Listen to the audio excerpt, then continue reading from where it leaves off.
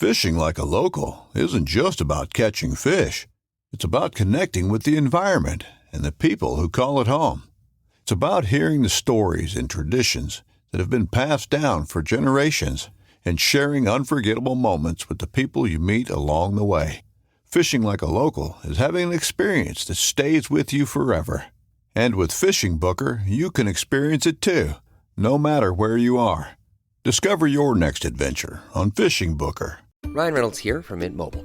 With the price of just about everything going up during inflation, we thought we'd bring our prices down. So to help us, we brought in a reverse auctioneer, which is apparently a thing. Mint Mobile Unlimited Premium Wireless. How to get 30, 30, bit to get 30, bit to get 20, 20, 20, bit to get 20, 20, bit to get 15, 15, 15, 15, just $15 a month? Sold! Give it a try at mintmobile.com/switch. $45 up front for 3 months plus taxes and fees. Promo rate for new customers for limited time. Unlimited more than 40 gigabytes per month. Slows full terms at mintmobile.com.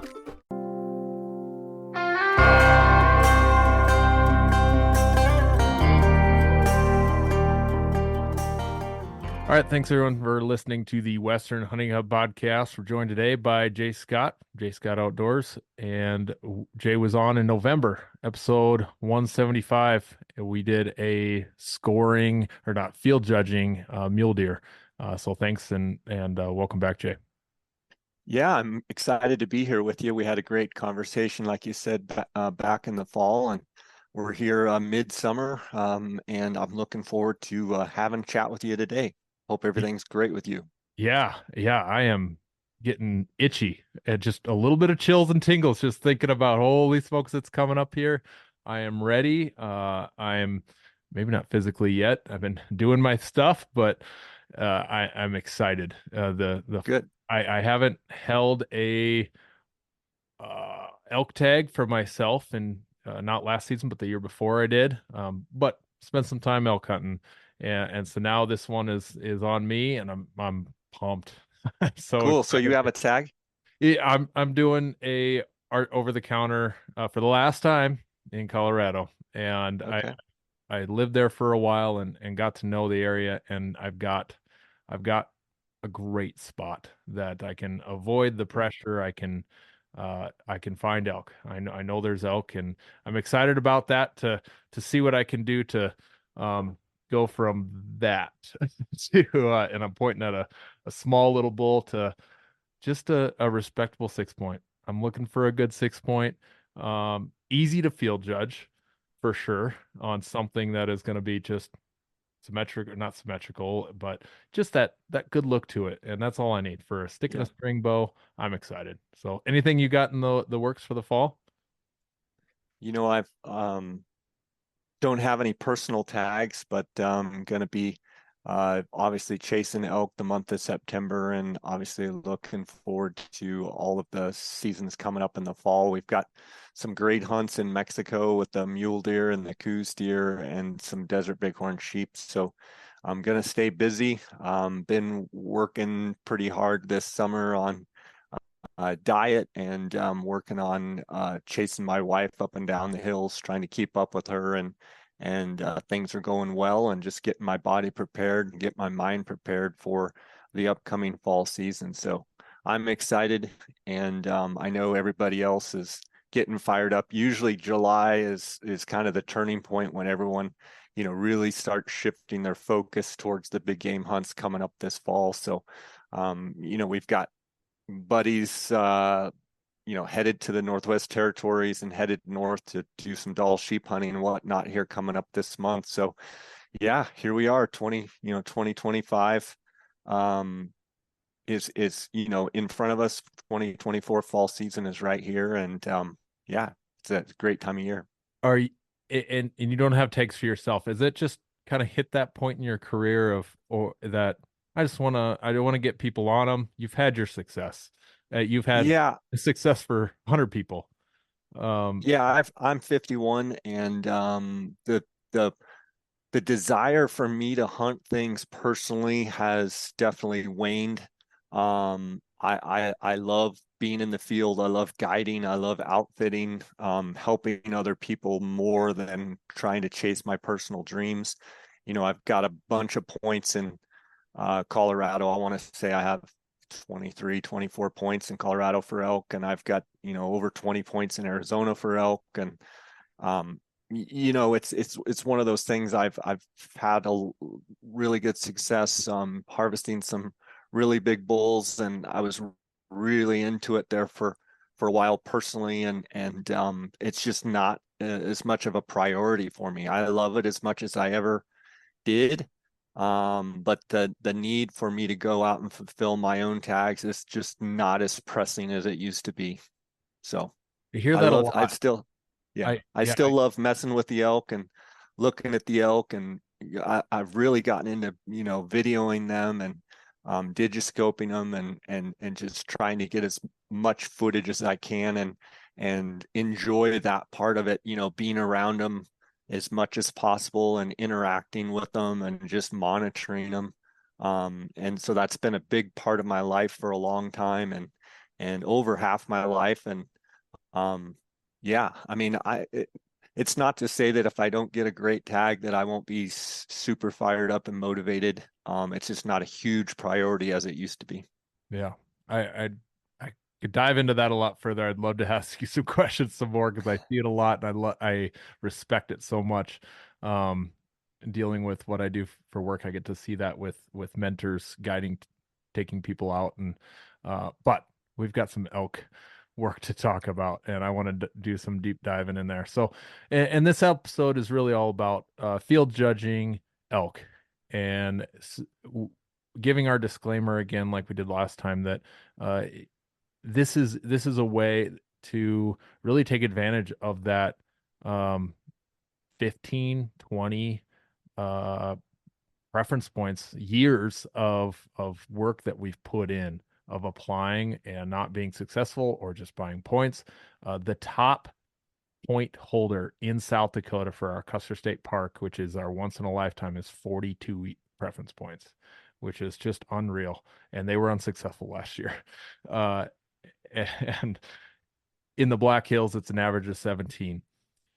There's a lot of great hunts in Colorado for that 0 to 5, 6, and there's a dead spot in there, and then you get to that in the teens and high 20s before you get into some of those high desired units. So we wait, and we put a lot of effort into and a lot of energy and thought and hope into these units.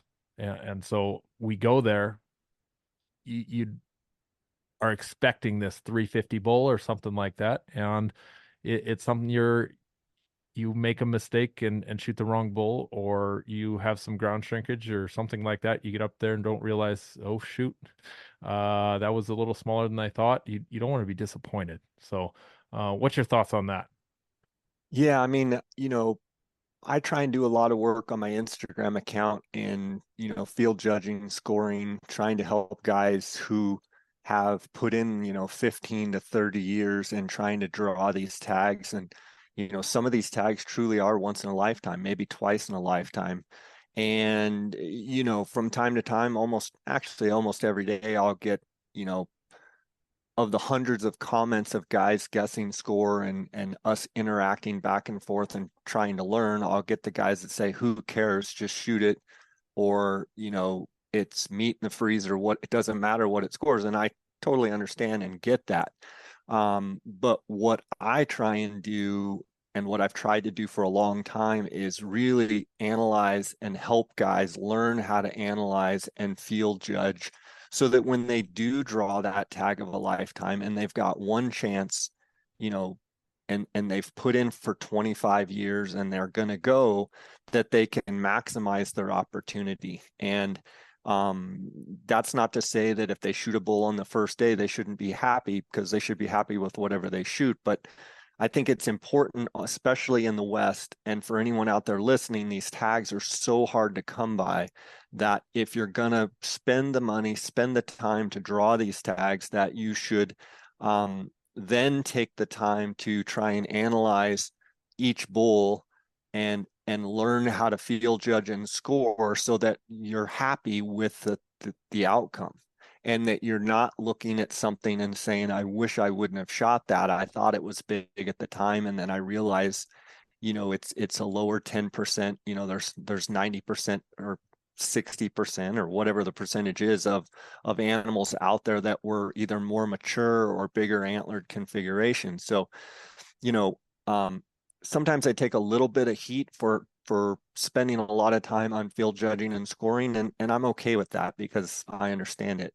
But my true goal and like on this podcast is just to try and help, one person out there be able to analyze and study and be able to make a good informed decision when they're like trying to prioritize, this tag, and they've put all their effort into it, that they can say, I've really got a good understanding of field judging and what I'm looking at, and then they can, go for it and either pass on some bulls and make, trying to get that better class of bull, or buck or ram or whatever we're doing. I think it's important, and I know a lot of guys get a lot of value out of it. So, podcasts like this and, articles that I've written and things that I do on my Instagram, I know bring value. And so, anytime I can bring value and help other people be more successful, that's kind of where I'm at with what I've been trying to do for the last 20 some years or so with everything that I, put out there in the content that I provide. And those folks that have tunnel vision on that just see I just need to get meat. That's all I need. And they have tunnel vision. But those of us that can look a little broader spectrum to see what your goals are and what your focus is, that can be very well appreciated. But we all get a little I mean, I see both sides of the story, Mm-hmm. and there we utilize and every piece of meat that we get on these bulls, whether it's a big bull or a small bull, and so that component is completely understandable. But a lot of these guys, they've got a lot of time and money invested in this, so let's help them make the best decision they can. Yeah. And in the future, I'm going to bug you about antelope. I'm so I would, and hopefully put a few on your Instagram. I should have a couple of antelope tags this year that I'm excited to mess around with on I'm ready for just a touch bigger goat, and those are tough. It's like a mountain for goat. sure. They're a little tougher. So, moving on, what are some of those characteristics that really in elk antlers that get you? Like, what is that thing that you just love in an elk? I'm kind of a sucker for mass and big backs. I mean, I think anybody out there that, sees the force and the fist and the whale tail of the main beam, and you have a big spread there, and, a big fifth point and a big main beam, that kind of, peels back. That's always great for me. Bulls that have, I've got one in particular that has just gigantic fronts. He's like 22, 23, 25 in the front. It was on a drought year in 2006, and he peters out in the back and just has short backs, and he's not near as impressive as some of the other bulls that maybe have kind of average or shorter fronts, but then just have these big giant backs. So I think, with that being said, you got to watch that, because just because it has giant back forks, and that whale tail, that doesn't necessarily mean that's going to be a high scoring bull. But I think from just a wall appeal and a bull that jumps out at me, or bulls that jump out at me, I love those bulls that have, big force, big fists, and kind of a main beam that kind of sweeps back, and have that big split back there, that whale tail. And I think every elk hunter can appreciate, big back end. Oh, for sure. On that, with the growth stuff, I've had this question before, and when you look at different elk, you say, oh yeah, he just petered out in the back, or he just had nothing in the front, but yet it's a mature bull. Are those contributed to certain aspects of that growth, or is that a genetics thing? I'm sure it's a mix of everything, but what made that bull, you think, peter out in the back on a drought year? Was it that? Well, so I think when the elk, drop their antlers and they immediately start growing their antlers, they start obviously growing their front points. And a lot of times if they run out of nutrition, if they run out of good moisture, good nutritional content, a lot of times we see it in Arizona. Arizona's, very arid state. So it's, not as much in Colorado. We didn't have the big differences of antler configuration from one year to the other, but in Arizona, it's either wet or it's average or it's really dry. And on those dry years, a lot of times you would see the backs be stunted. The fronts would kind of be normal and then they'd peter out in the back. For instance, like that year in 06, I mean, across the board in Arizona, there was weak back ends, and a lot of that is they just get growing, everything's going fine, and then they end up running out of nutrition. There's not enough moisture in the soil, in what they're taking in, that they just don't finish out good. You hear guys talk about, a monsoon storms, summer rains and whatnot.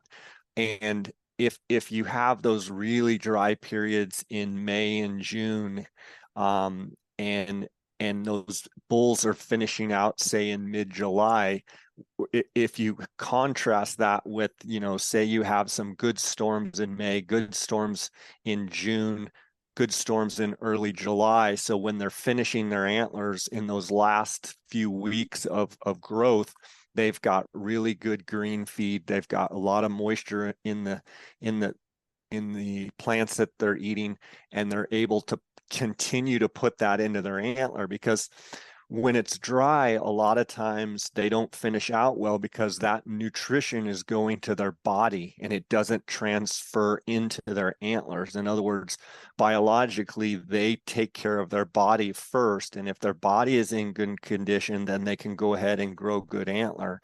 But when you have those dry conditions, what sometimes causes in arid states like Arizona and New Mexico, sometimes in like southern Utah, you have those situations where they've taken that nutrition in, but it's going to keep their body up rather than keeping their body up. Their body's in good shape, then it can transfer into the antler. So that's where you see those drought years hit us in Arizona, where it's just dry and didn't have any of those, spring rains or any of those early monsoon, storms like we've had here in June this year in Arizona. I'm expecting the back ends to be really good because we've had some in some parts of the state, especially like Unit 9, Unit 10, we've had some really good storms. So I'm expecting all the way through the antler cycle of growth to have good conditions all the way through the finish. So I think this year, especially Arizona, New Mexico, I think we're going to see some good antlers for sure, because they've had, good winter, good spring, good early summer, and, they've had good moisture content the whole time. Well, we've got Arizona's top 3 or 4 for listening base for this podcast. So that's they're going to be excited. Yeah, I'm expecting a really good year in Arizona for sure. That's great. Do you see any on the reverse side or the opposite of that with weak fronts and they just had great backs? Is that? I see more of the weak fronts being genetic, and there's some areas where that's just really not known for big front ends, and then the 1, 2, 3s, or there's places where it's just the thirds don't grow very big. I know some places in Montana where just especially the third points, just genetically they're not known for big thirds, whereas you've got places in Arizona and Utah and New Mexico where third points are 20, 22, 23 inches. There's places in Montana that I know that, you know, it's rare to get third points over, say, 16 inches. And a lot of thirds are short, stubby. They're kind of high on the beam. And a lot of that, I think, is just genetics, you know, with antler configurations. Yeah, Jay and I will be having some visuals, so we'll do our best to share that. But this is such a common bull in South Dakota. Just I don't know, is a 300-inch bull or so, but nice fronts to him. And then I guess that's what you're saying right there. It's a little higher up on that third, and it's almost goes right Yeah, I in mean, line parallel with the force. He's just yeah, and there's some states and there's some areas within states that just are known for not really having great third points. And I think a lot of that, like I said, is genetics. You know, or shorter fronts and big backs, or known for big fronts but not having the big backs. And then that's kind of knowing your area and knowing where you hunt and being able to kind of study photos and whatnot from areas and states where you're hunting, and kind of understand the genetic component of those antler characteristics. And you know, there's always going to be an anomaly with that, but you know, knowing that the area you're hunting is not known for big fronts, you know, just kind of average fronts, or knowing that, hey, this area is not known for big backs, you know, that's something to consider when, you know, really trying to analyze and look at the unit that you have, and try and, you know, decide what are my goals for this hunt, and you know, what should I expect for, you know, upper end quality, medium quality, you know, average quality or whatnot. Yeah, that's. I was curious about that. If that was there was truth to that, and how much do you use that piece of information when you're with a hunter and you're they're looking for something, and you're like, we just never see bulls over 50-inch beams. We just never do. And it, does that go along in the decision making for picking out a good bull? Yeah, I mean, I think you've got to have a real good understanding and grasp of, you know, your average main beam lengths, your average spreads, you know, your average points per, you know, G1 through G5, you know, your average mass. If you know that the area is, you know, a little bit better, you know, heavier bulls, or if they're lighter, you've got to take that into consideration. And I think that's all part of, you know, knowing where you're at and knowing kind of the inventory, and trying to get an understanding. And if you don't know, you know, you can ask other people that have hunted in that state, in that unit, in that area. You know, you can try and gather photos, whether it be on social media or in magazines, and you can study Boone and Crockett record books. And a lot of times they'll mention the county, sometimes they'll mention the unit that the animal's taken in. But if you start noticing in, you know, say Navajo County or Apache County or Gila County in Arizona, and you start seeing, you know, a trend, that's where, you know, keeping an eye on those types of things. And you know, you always want, when I'm guiding a client, you know, I always want them to have realistic expectations. And I think everyone that's going into a hunt, whether you're hunting elk or deer or sheep or whatever you're hunting, is to have realistic expectations about what you're after. Because, you know, you may be looking for something that is not there, and you may pass up a bull that you should have never passed up because your expectations are out of line, and you don't really have a realistic understanding of, you know, what's there. So I think, you know, starting with when you are applying for a certain unit, and then once you draw a certain unit, you know, trying to talk to as many people as you can about, you know, what kind of class of bull are you seeing? You know, what are you seeing on average? And a lot of guys will say, you know, I saw, you know, a bunch of bulls that were just, you know, young bulls, 4 points, 5 points, you know, some small 6 points that, you know, maybe just had, you know, 2 or 3 inch, you know, G5s. And then, I saw a few in the 320, 330 range. And you say, okay, did you ever see a bull over 330? No, it was, 320, 330 was probably the biggest one I saw. I never saw anything bigger than that. Well, if you talk to 4, 5, 6, 8, 10 people and they say the same thing, then likely you kind of have an understanding that, 330 is about your top end bull there. So that kind of gives you a low and a high, and then you can kind of work within that. That's not saying that you might not find some, you know, needle in the haystack type of thing where you find an exceptional bull, but at least if then you find a bull that you think is 350, 360, you're probably looking at one of the better bulls in that unit, and maybe one of the best bulls in that unit in a long time. So definitely understanding where you're hunting and the type of caliber and quality of elk in that unit is huge. And I think it's kind of a baseline of field judging, kind of having that, base where you can say, very rarely is there a bull over 350 in this unit. As a matter of fact, no one that I've talked to said they know of one in the last 5 years. Well, that's a good baseline to have as kind of your upper end.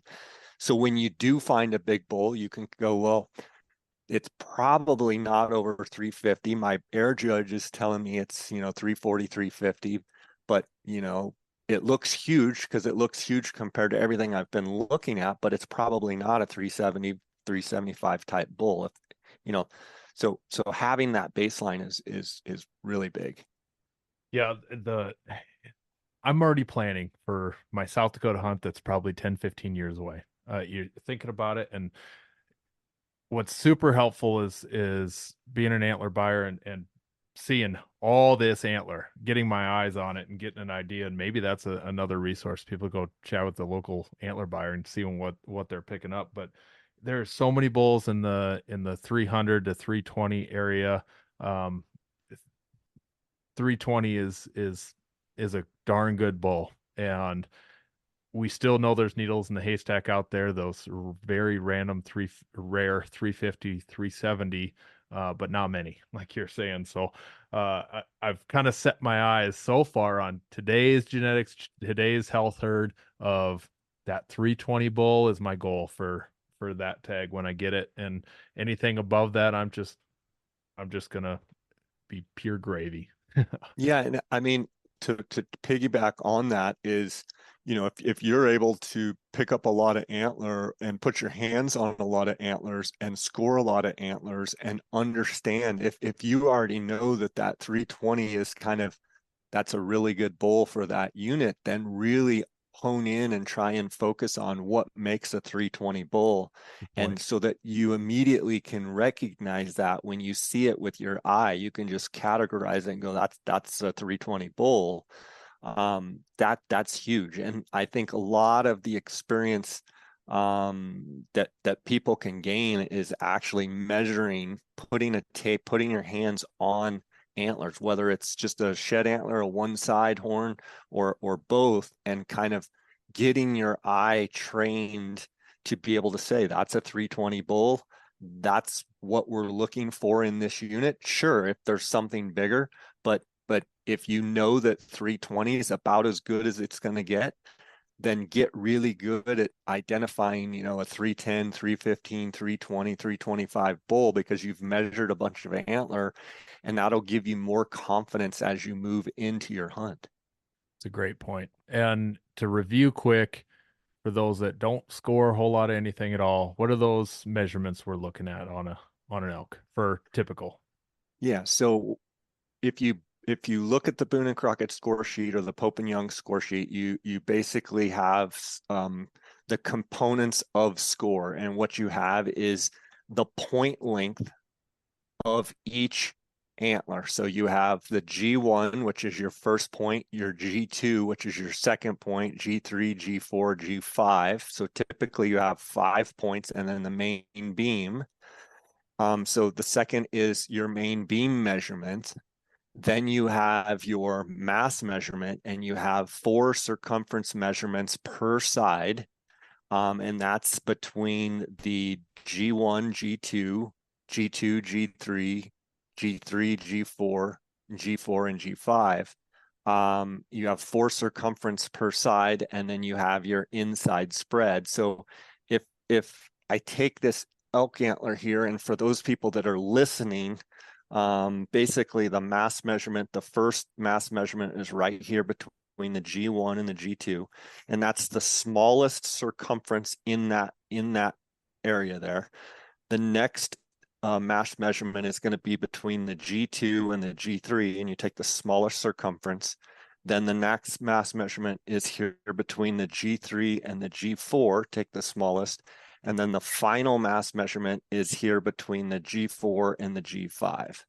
And then obviously you've got your main beam, which I said, and then each one of your points. So this first one being G1, G2, G3, G4, and G5, and then all the way out to the tip of your main beam here. And then the inside spread, it's kind of hard for me to show you guys, but it's basically the widest point between the inside of the main beam. And that's what makes up your component of score.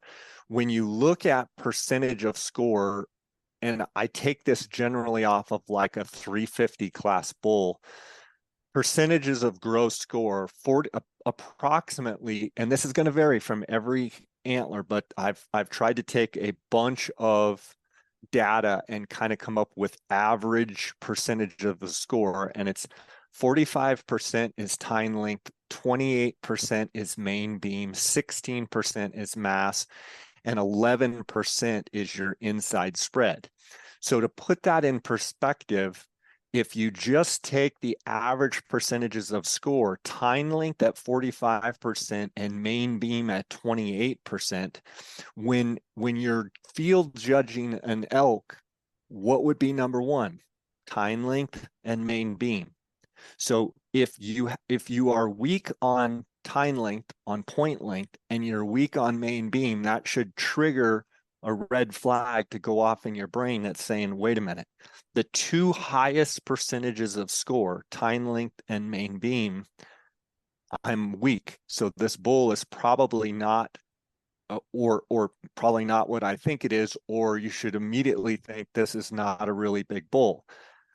The other thing to think about is people say, well, that bull was really wide. Well, okay, but understand inside spread is your spread credit is only around 11% of your total score. So I would rather have a bull with long points and a long main beam, because those are higher percentages of score than, you know, a bull that's narrow or a bull that's wide. Like it's a smaller percentage, so it's not as important. Is it important? Sure, it's important. And if you have a crazy bull, like we killed one last year that was 405 inches, and I underscored him because he actually had a 50, I want to say 51 inch. It's one of the wider bulls I've ever seen. And you never give a bull 50 inches or 51 inches. Well, he had 51 inch inside spread. And so that's like 11 inches more than what I would give an average, you know, like a 40 inch spread. He had 11 inches over there. So that's a bonus. The other thing is, like with your mass, you know, your circumference, your mass being only 16%. If you have a bull that's really heavy, a lot of times I say mass hides length. So you can have a bull that you don't realize it, but he's super, super heavy all the way throughout, not only the scoreable portions of the antler, but even on the points that aren't, the mass isn't measured on the actual points themselves, and it can make the points look shorter and the main beams look shorter. So remember that mass always, in my opinion, hides length. But to recap, point length, main beam, mass, and inside spread, in that order is how you guys should prioritize what's important when field judging an elk's antler. That seems to be almost higher percentages than we talked about with the mule deer on like one over the others. 45% is a lot. Yeah, Yeah. so every animal it differs, and you know, one thing you can do after you shoot an animal is you can measure each point, measure the mass, measure the main beams, and then you can come up with what that bull's percentage of score is. So every single animal will have their own different percentage of score, and there's always an anomaly that the bull has super long main beams, not real long points, and all of a sudden that main beam is a higher percentage of score than, say, this average that I gave you. Or he's super heavy, and all of a sudden that 16% of mass, it might be 19% of total score. So I use the percentage of score a little bit loosely, but I have to use it kind of as a baseline of like, okay, if I'm measuring an elk, or if I'm field judging an elk, a mule deer, or any type of deer species, Coues deer, blacktail, point length, elk and deer, point length and main beams are the largest of the percentage of score. Fishing like a local isn't just about catching fish. It's about connecting with the environment and the people who call it home. It's about hearing the stories and traditions that have been passed down for generations and sharing unforgettable moments with the people you meet along the way. Fishing like a local is having an experience that stays with you forever. And with Fishing Booker, you can experience it too, no matter where you are. Discover your next adventure on Fishing Booker. Ryan Reynolds here from Mint Mobile. With the price of just about everything going up during inflation, we thought we'd bring our prices down. So to help us, we brought in a reverse auctioneer, which is apparently a thing. Mint Mobile Unlimited Premium Wireless. Ready to get 30, 30, bit to get 30, bit to get 20, 20, 20, bit to get 20, 20, bit to get 15, 15, 15, 15, just $15 a month? Sold! Give it a try at mintmobile.com/switch. $45 up front for 3 months plus taxes and fees. Promo rate for new customers for limited time. Unlimited more than 40 gigabytes per month. Slows full terms at mintmobile.com. Average, you were mentioning that average width, and for those of us that like to do a lot of scoring and mess around with just for the fun of it, you said that average width on a bull, what are you typically giving them?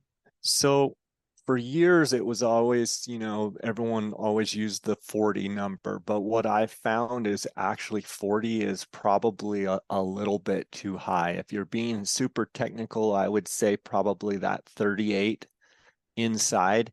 40 is an easier number when you're measuring and you're adding in your head. It's a little easier to add 40 than it is to add 38. So typically I throw in 40, and then if I need to, subtract a couple, then I do. We can go over it, but there's several scoring methods. There's the estimating actual points or estimating actual measurements, and then there is kind of the magic 200 number where you've got your main beams, which each main beam is 50, so there's 100.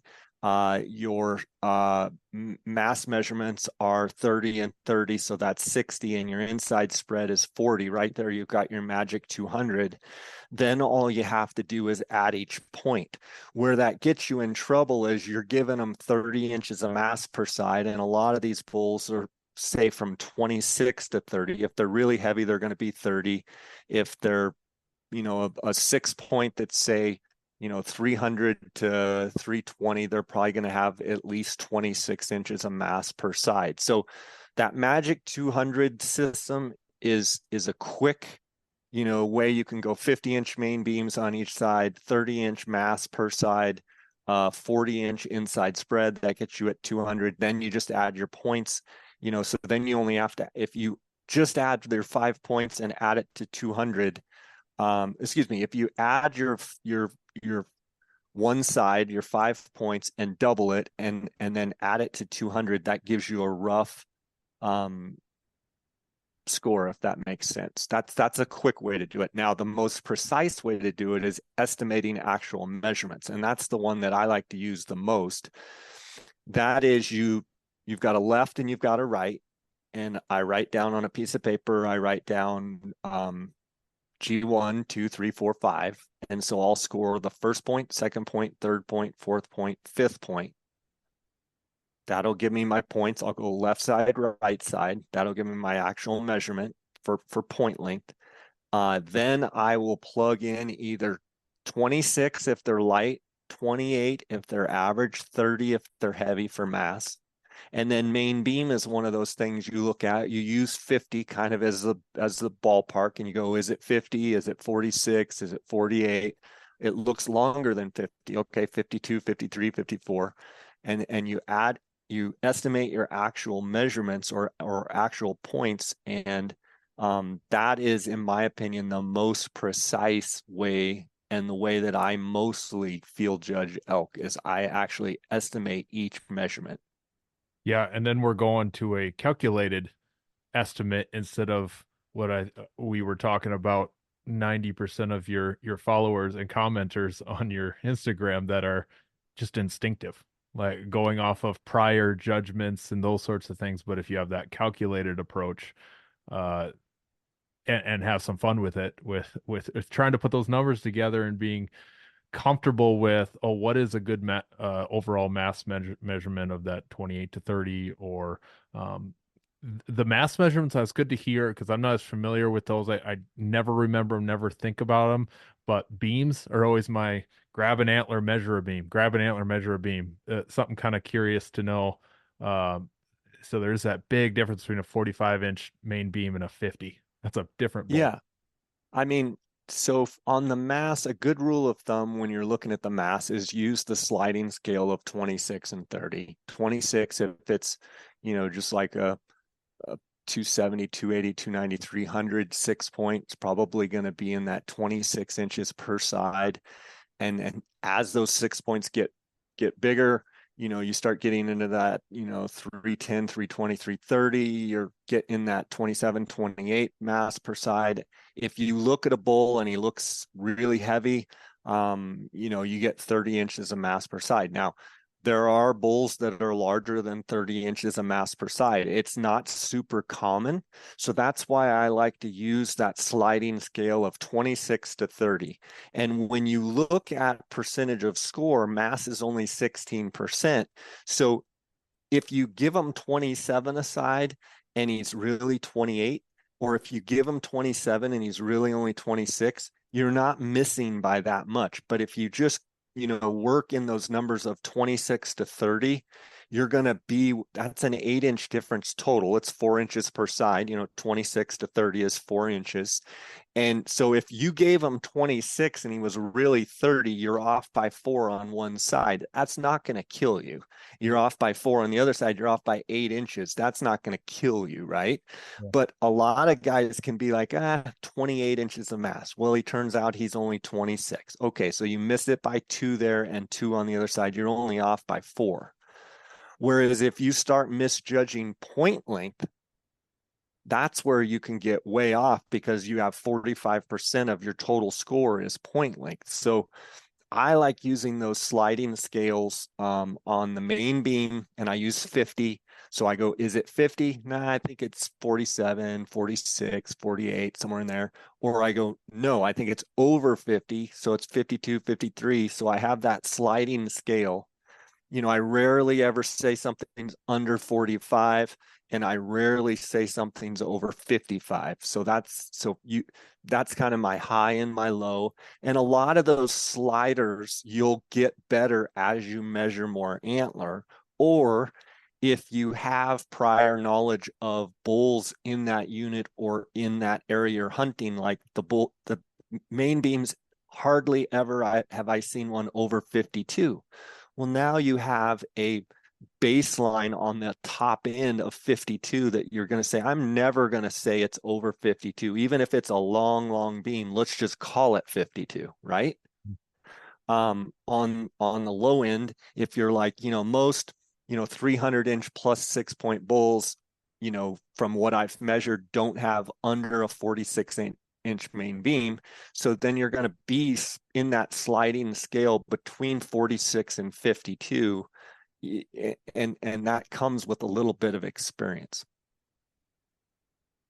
Moving on to not being able to have our hands on the antler, and making some field judgments.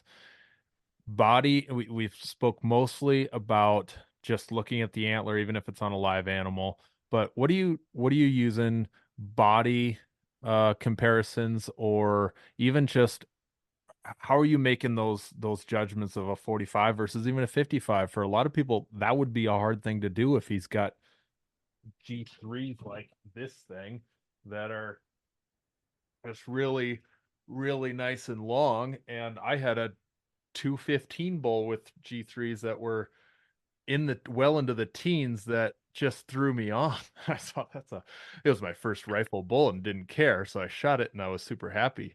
But A couple things. I use anatomical references a lot, and I'll go over a few of these. I have a chart. I keep it here on my phone. Anatomical references, burr to the tip of the nose. So from the burr, which is the pedicle, where the base of the antler starts, to the tip of the nose is generally 15 to 16 inches.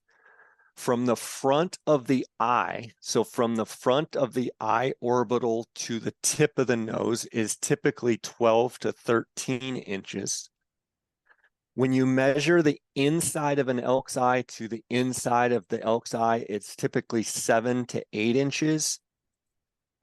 Here's one that you can use when you're trying to estimate the length of the main beam or the length of the fourth point. From the top of the back to the bottom of the belly on most elk is 28 to 30 inches.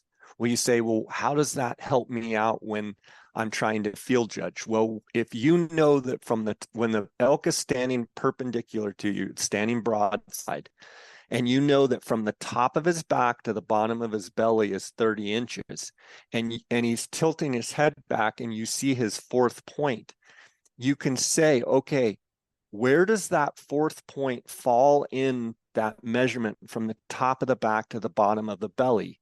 You know, is it half the distance? Is it a 15-inch fourth point? Is it a 20-inch?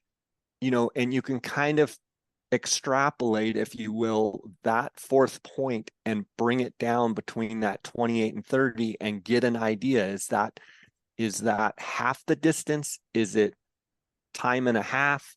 You know, and give you a good idea.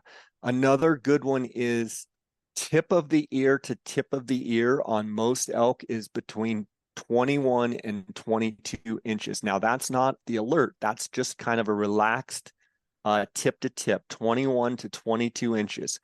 Well, you say, well, what good does that anatomical measurement give me? Well, if an elk is facing you head on and his ears are relaxed, and let's say they're going to be between that 21 and 22, you can really easily estimate inside spread if you can take their ears and double it. And so you look at their ears and go, you know, does he have half the width here and half the width here? Is that a 40-inch spread? That's a good rule of thumb. So 21 to 22, tip of ear to tip of ear. The other thing is base of ear to the tip. So the tip of the ear to the base is around 7.5 inches. And that's a good one to use. And then from the hump on the shoulder straight down the leg, I've measured a lot of these, from the hump down to the hoof is 52 to 56 inches. So that comes in play when an elk's head is down and he's feeding, and you know that from the top of his back to the hoof is 52 to 56 inches.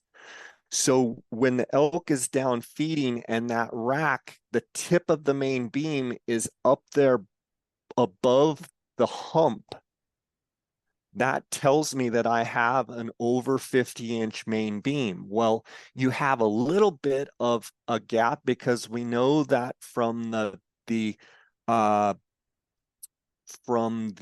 burr to the nose is 15 to 16 inches.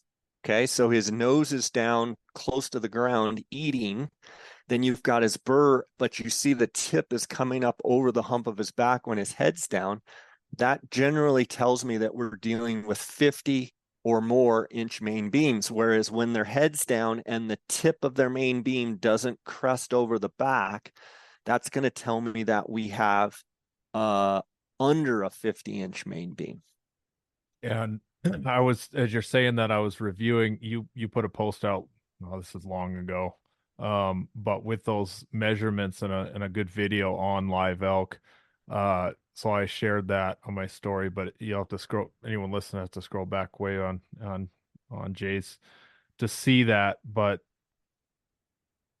you almost need to, I'm going to need to rewind, and I don't listen to my own podcast very often, but to get that information, I'm gonna have to re-listen, write, and then try and put some of those into practice. And I'd suggest listeners do the same. One other thing I'd like to go over too is almost always on, I'm going to say, over 300-inch bulls, and especially when you get into 330 to 360 and over 330 to 360 bulls, your measurement on the outside of the beam along, and guys, I've got an elk antler up and I'm measuring at the burr on the outside of the beam to this part where the fourth point, the G4, breaks off of the main beam and goes up. That measurement is almost always 30 inches. And you think I'm crazy, but if you measure bulls over 320, 330 up to 360, this measurement is almost every single time going to be right at 30 inches. So from right here, so from where the G4 goes vertical off the main beam, that measurement is 30 inches. So that is a good rule of thumb to use when you're trying to estimate the main beams. If you have that point that we know is 30 inches to here, then you try and estimate from that fourth point back to the tip, is it another 30 inches? If it is, it's a 60-inch main beam. If it's half that distance, then it's going to be a 45-inch main beam. Or if it's a little more than half, you know it's going to be a 50-inch main beam. But when you know that from the burr to this part of the G4, that almost always is 30 inches, it really helps measure the main beams. A couple other notes that I've got written down here: field judging elk tips. Look for any weaknesses or broken points, as they can affect the score dramatically. So when you're talking about looking at a 6x6 bull and you realize that on the left side he's got a broken third, that can affect your score dramatically. Another one, use anatomical references to judge measurements. Try and be critical of each point, pick it apart and look for weaknesses. So when you first look at a bull, if you immediately see weak G5s or weak back end or short fronts, or he looks narrow or he looks skinny, immediately get your eye to recognize those weaknesses. And not weaknesses isn't like it's not a great God created animal. It's more of, I'm trying to evaluate which bull I should shoot. If they were standing next to each other, get your eye to recognize weaknesses. If you can recognize weaknesses, you can immediately go, okay, this bull is weak here, but this bull is strong here, and you can kind of differentiate the two. Count the number of points on each side, because something looks odd, it usually is. In other words, we've seen, what looks like a great 6x6 bull and realize he's missing a G5. It didn't even grow. He's only a 5 point on one side, or he's missing a third point, or he's missing a G2. That happens. So you got to be able to recognize that. Those big five, or those average 5 points, sometimes just look huge. Well, that's because they've got a big differential between the main beam, the tip of the main beam, and the G5, and they've got that beautiful whale tail. But you've got to be able to recognize, even if you see the big whale tail, you got to count points. You got to go G1, G2, G3, G4, G5. Okay, now he's got the beam, and that's what people call a 6x6. Try to err on the short side when estimating different measurements. So whether you're using the magic 200 number or method, or you're using estimating actual measurements, if you can be conservative on your numbers, typically that's going to put you in a better position and not be over. The last thing I always want to do is I want to be as close as I can to measuring, but I want to not be over. So I try and be as conservative as possible. A good point here is look for spacing. This is another thing when you're trying to judge the length of the main beam. And this is the G4 right here. So guys listening, I've got my hand on the G4, and then there's a G5. The space between the G4 and the G5, and the space between the G5 and the tip of the main beam, as well as the distance between, say, this 3 and the G4, you want to have as much space between points as possible. When you see a rack and all of the points look very close together, that should be a sign that the main beam is not as long as you think. But when you have good spaced out distances, that's when you're going to have a longer beam. And so I always look at a bull and say, is he compact, meaning not compact spread wise, but are the points on the beam itself, are they jammed in there, or is there good spacing between those points? Okay, if a beam or point looks straight, then it will be shorter than you think. The shortest distance between 2 points is a straight line. There we go. So if it looks straight, it's short. If it's got a lot of belly and curve, that's adding distance. So you want to have curve. Curve means greater length. So and this is especially relevant on like iGuards or G1s or G2s, if they just go straight out and they don't belly and curve up, then they're probably shorter than what you think. If they go out, follow the nose, and then they tip way up and have a lot of curve, then they're probably longer than you think. And then the last point here is when you have a bull that has extra points for your gross score, that can add up very quickly. For instance, when you have a typical 6x6 frame, when a bull has 2 extra points on each side that are 8 or 10 inches long, that can add 32 to 40 inches total per side, because if you have an 8-inch point per side, that's 16 inches total. If you have a 10-inch point per side, that's 20 inches extra in your gross score. So keep an eye out for bulls that have extras, whether, between the G4, G5, like on this elk that you're holding up right here, it has a split it looks like a split G5. That's an extra point. It's only 3.5 2-3 inches, but if you had a matching on each side right there, you're 6 inches more on your gross. So any extras can really help your gross score. So one of those characteristics I was mentioning around here is those 7-point bulls. There's a lot of them, and they can be a little deceiving for people. I know there's a local guy that has a YouTube channel around here, and he's now one of our commissioners as well, just was appointed, that he got his hills tag and archery tag and shot a 7-point bull, and then you could just kind of tell he was like, not quite what I was thinking. Not quite what I was thinking. Is there any tips for, I'm really, if you put everything you said into play, you've got those tips, but specifically for dealing with that kind of deceiving look, what do you got?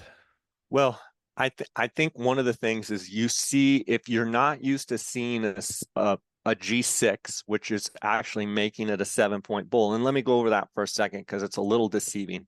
We talk about a 6x6 bull, right? But really on a 6x6 bull, you have G1 through 5, and then the main beam portion is what people call 6x6. Okay. And when you talk about a 7-point, you're talking about an actual G6. So you have points 1, 2, 3, 4, G5, G6. And you, on every bull, you have a main beam. So that's a 7-point bull. I think it's easy to see an extra point and immediately think, oh, it's a 7x7. You still have to have long points. You still have to have long main beams. Don't just see extra points and immediately say, Jay said if it has extra points, that's going to add all kinds of score. Yes, it is, but you still have to go back to the fundamentals. And the fundamentals are long points, long main beams, lots of mass, and inside spread. 45%, 28%, 16%, and 11%. So over anything, when you were judging elk, long points, that means we want every point to be long, every point to have good long points. Then we want to go to our number 2 percentage of score, and that's main beam. When you can put long points and long main beam together, it really doesn't matter what the mass is and the inside spread because they're a much smaller percentage. So if I could impart any bit of wisdom or tips to your guys is, especially on elk, point length and main beam is virtually everything. So you really need to judge, does it have points, good long points? Every point looks long. Does the main beam look lots of spacing between the points? So between each point, there's nice spacing. We are dealing with a long main beam. If you're a good rule of thumb, if you're looking at a bull that you have long points 1 through 5 and long main beam, you're looking at a good bull. If you see a 7-point or he's got little G6s on each side that are 2 inches, don't immediately just say, oh, that's a 7x7. It's going to be a high scoring bull. Go back to the fundamentals, measure each point, estimate each point. Are they all long? Because a lot of times those G6s will be short. Sometimes I've seen it go the other way where you see those little points and you think, oh, that, and you don't realize that's a 7x7, not a 6x6. Whereas you've got the big whale tail that has no G6 there, it looks bigger, but when you throw in that spacing and throw in that 3-inch point, he looks short. Well, no, that's a bonus. You know, G6s are a bonus is the way I look at it. Right. Is there some thresholds that bulls get stuck in? And what is one of those features that bull just must have to get above into that next caliber? So specifically, like I have, I give you some, I've got some breakdowns here, and if anybody wants them, I can, they can send me an email or send me a message on my Instagram, and I can either email or text you this. But like when you get to a 340, 350 bull, I have notes here. Bulls generally have points that are starting to get some really good curve and belly to them. The points look like they are all at least 15 inches long. The beams are bending or curving down after the 4th point, creating that whale tail look. So it seems like from like 340 down to say 275, you kind of just have this, what I would call kind of a cookie cutter. Every point is kind of the same. There's not any like belly or curve, but when you start getting like 340, 350 and up, you start getting a lot of belly, a lot of curve, a lot of more kind of shape and characteristics. So if you see a bull and he comes out of the trees and he's got, thirds that are sweeping out and bellying back in and curving, and you see a lot of times the force and fists on those, 360, 370, they'll start tipping back in. and it's, if you haven't had a chance to see some of those caliber of bulls, I recommend like go on Instagram. There's some great pages out there. There's Good Bull Outdoors. He's up in the Rocky Mountain National Park. He gets some phenomenal footage of bulls, and you can immediately kind of tell the difference in those, say 275 to 310 type bulls. And then all of a sudden you get this whole other class of bull where you start getting a lot of curvature of the main beam, and the main beam really, dipping back in the back, or the fourths having a little bit of wave to them. And those front points, really having belly and curve. And that's where you get, 350 plus is where you start getting a lot of that real character showing up. And that I think that is a huge piece of information right there.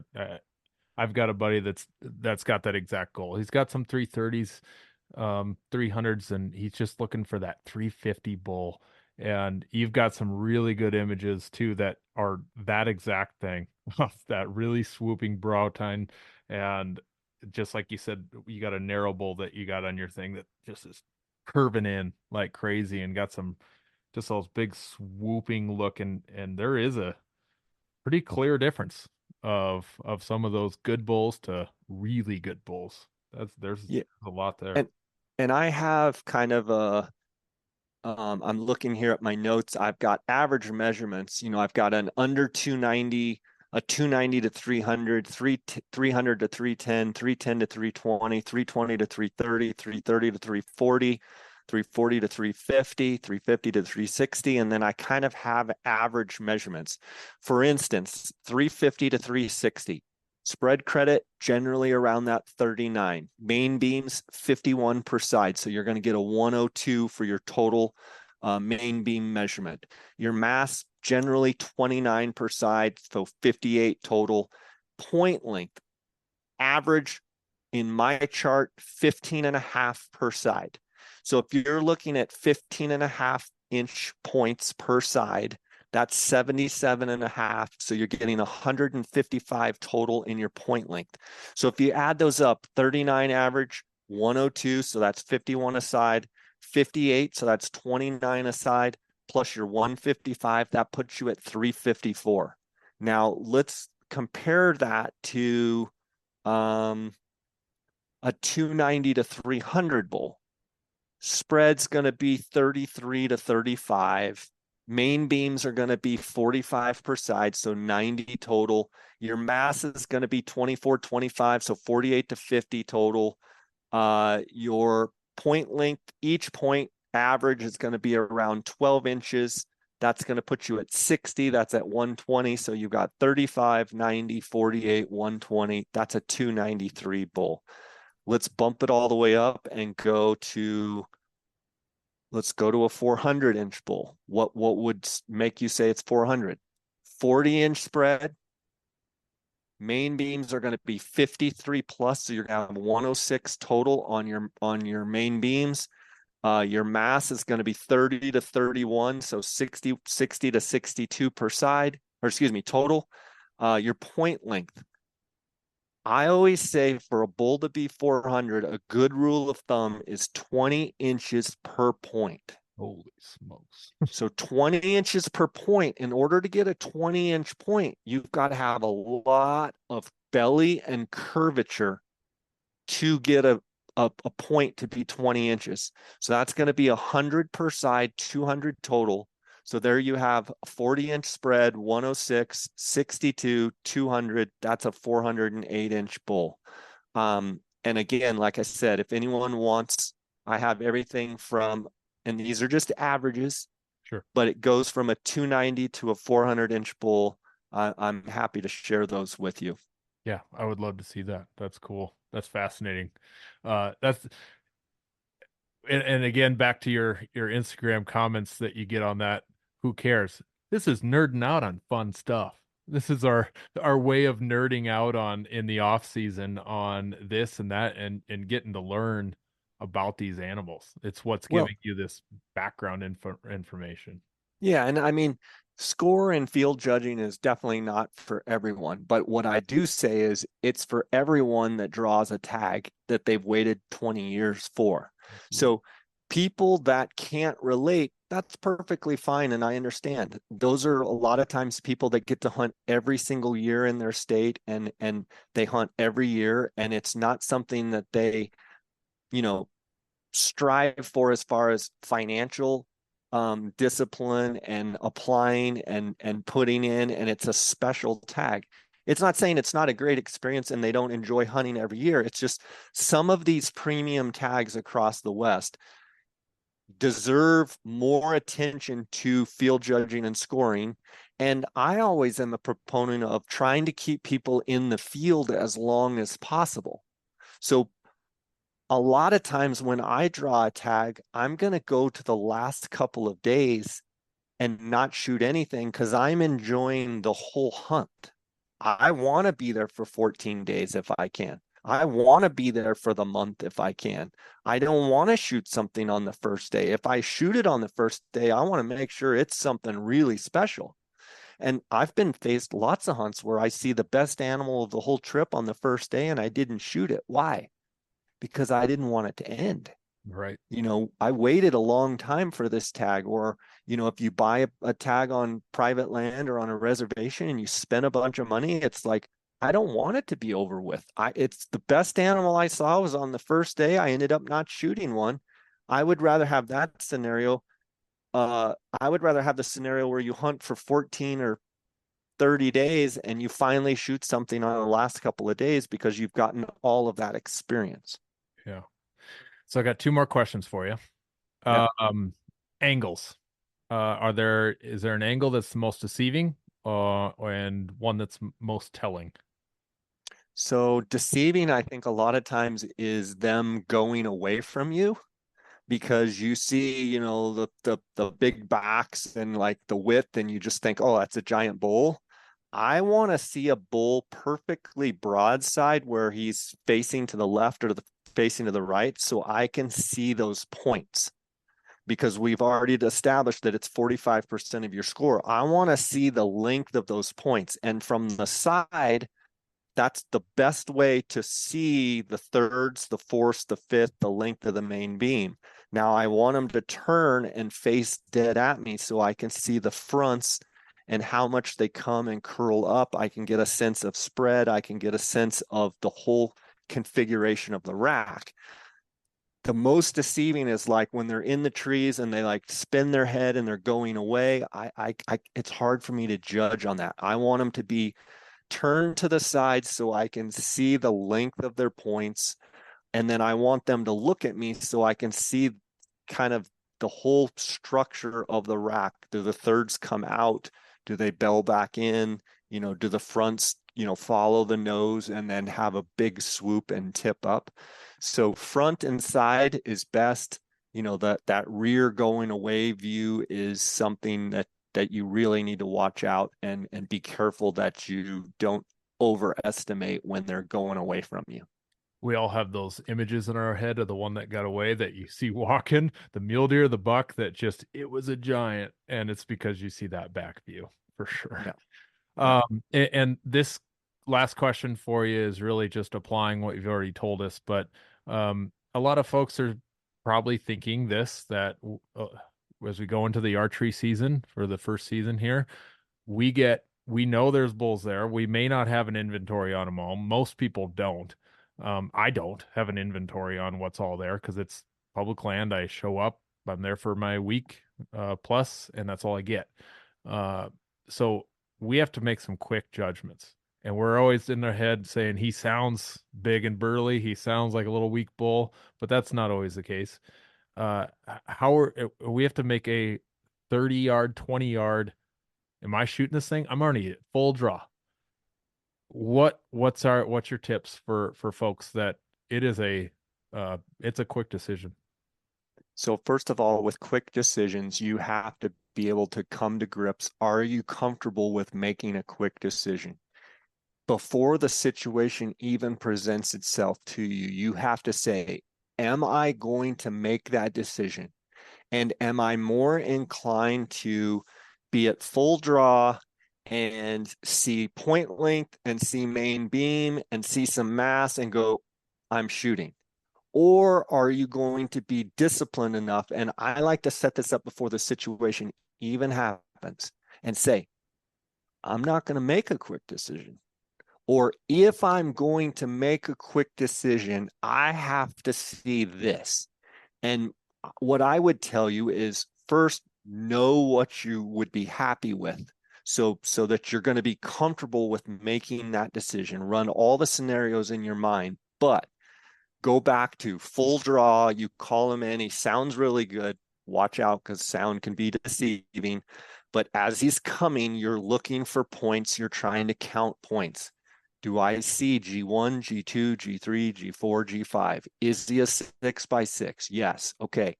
Got that checked. Do the point, does any point look straight? Do I see any broken points? Is there any weakness? You say yes or no. Okay. Next thing is, do I see belly and lots of curve? If I see straight points and red flags are going off, and I've already said I want 350 or nothing, and you see a weakness, I would tell you don't shoot. If you're talking, 300 to 320, and that's a great bull in your unit, then you can make a little bit easier decision of, do I see 5 points per side? Do the beams look long? Does it look like there's good spacing? Does he look like he at least has average mass? If the answer is yes, then you can go ahead and shoot. But don't put your brain or your decision-making power in that position until you've thought about it. What would I be happy with if it's the first day, middle of the season, or the last day? And say, I'd be happy with any bull over 300. Okay, what does it take for a bull to get 300? Go through the charts. Say, okay, I need at least 5 points per side, which makes it a 6x6 bull.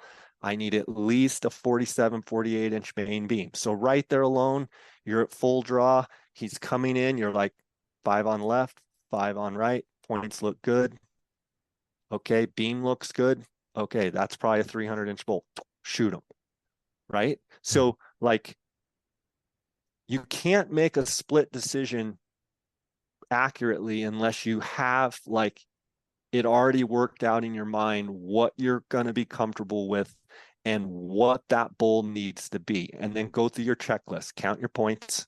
How does this beam look? Is there any weakness? Do I see any broken points? Okay, nope. And that's a shooter if that's what you determined. It becomes harder when you're shooting, want to say, I want a 350 plus bull or a 360 or a 370. Yeah. Everything has to line up. You've got to have those, 15, 16, 17, 18 inch points and go, is every point over 18? It's hard to make split decisions, whether you're deer hunting, sheep hunting, elk hunting, whatever you're hunting, it's hard to make split decisions. I don't like to do it. I would rather, if you only have a certain limited amount of time and that it's public land and you're maybe only going to get 1 or 2 opportunities in that week, then the decision isn't as hard, because it's like, I'm only going to get a couple chances here. This is your full draw. He comes in, he bugles, you cow call back, and he comes around the tree and you go, oh, it's a 5 point. Well, you don't want to shoot a 5 point, so you just let him walk. Okay. But if you know that, a 300 inch bull is a good bull in your unit, and you see a 5 on each side, 5 points plus main beam, 6, and you're like, okay, this is what I want. And then you have to be able to make that call. Yeah. I think don't know if that helps you, but no, it does. If you see any weaknesses or you second guess yourself at all, I say don't shoot. Yeah. No, I think that gives us a game plan. You have to be thinking about those things ahead of time. It's a mental game, and then of the whole thing's a mental game. So it's trying to set yourself up for that success that you're looking for is writing those things you suggested. And I think too, with hunting anything, whether you're hunting deer, hunting elk, if you have the opportunity to hunt more several states in a year, and you shoot a bull and you're like, oh, okay. And then the next year you say, I just want to get a little bit bigger. Okay. Then you can just use that as a benchmark and say, is it bigger than my last bull? Yes. Okay. Shoot them. Yep. Okay. The next year, is it bigger and you want to keep getting bigger and bigger?